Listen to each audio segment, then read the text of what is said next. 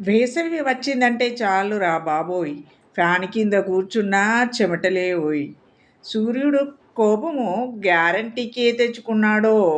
భూమి మీద మంటల పండుగ పెట్టాడో!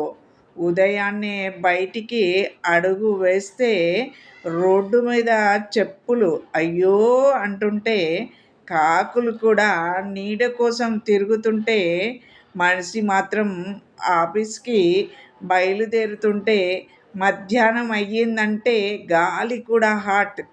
ఫ్యాన్ తిరిగిన వస్తుంది వేడి బ్లోయర్ షాట్. ఫ్రిడ్జ్ తలుపు తెరిచి నిలబడితేనే స్వర్గం. అమ్మా తలుపు మూయి అంటే మళ్ళీ నరకం. నీళ్లు తాగితే చెమట బయటికి వస్తాయి. ఐస్ క్రీమ్ తింటే 2 నిమిషాల్లో కరుగుతాయి. కూల్ డ్రింక్ తాగిన కూలు మాత్రం రాదు. కరెంటు పోతే ప్రాణం గాల్లో నిలిచినట్టే ఉంటుంది. రాత్రి పడుకుంటే దోమల సభ మొదలు. ఒకటి చెవిలో పాట, ఇంకోటి కాలి వద్ద కబురు. ఫ్యాన్ స్పీడ్ ఫుల్ పెట్టినా ప్రయోజనం లేదు. చెమటతో దిండు కూడా నాకు సెలవు అంటుంది చూడు. పిల్లలు మాత్రం వేసవిని పండగ అంటారు. సెలవులు వచ్చాయంటూ గల్లీలో పరిగెడతారు. అమ్మలకి అస్సలు మొదలవుతుంది యుద్ధం.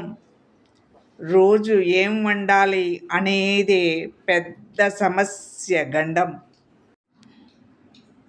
మామిడి పండ్ల సీజన్ వచ్చిందంటే ఆనందం, కానీ ధరలు చూశాక పోతుంది ఆ సందడి అంతం. ఒక్క మామిడి కొనాలంటే జేబు ఖాళీ, తిన్నాక మాత్రం ముఖంలో రాజుల లాలి. బస్సుల ప్రయాణం అంటే ఇంకో కథ. సీటు వేడితో వెన్నుపూసకు భయం మితిమీరుతాది. కిటికీ దగ్గర కూర్చుంటే ఎండ కాల్చేస్తుంది, లోపల కూర్చుంటే చెమట ముంచేస్తుంది. పల్లెల్లో అయితే కొంచెం చల్లని గాలి, పట్టణంలో మాత్రం భవనాల వేడి జాలి. రోడ్డు మీద నడిస్తే బిర్యానీ అవుతామేమో అనిపిస్తుంది. నీడ దొరికితే దేవుడే కనిపించినట్టుంటుంది. కరెంటు పోయిందంటే పిల్లల అరుపులు, వైఫైయే లేదు అంటూ మొదలవుతాయి గొడవలు. తాతయ్య మాత్రం చెట్టు కింద హాయిగా కూర్చుంటాడు. మా కాలంలో ఫ్యాన్ కూడా ఉండేది కాదు అంటాడు. చివరికి సాయంత్రం చల్లని గాలి వీచగా అందరూ ఇంటి బయట కుర్చీలో పెట్టగా రోజంతా వేసవి చేసిన హంగామా మర్చిపోయి మళ్ళీ రేపటి ఎండ కోసం సిద్ధమైపోయి, వేసవి అంటే కష్టం కూడా నవ్వులే కదా.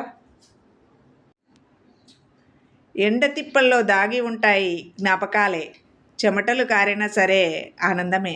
వేసవి కథలు ఎప్పటికీ మర్చిపోలేనివి.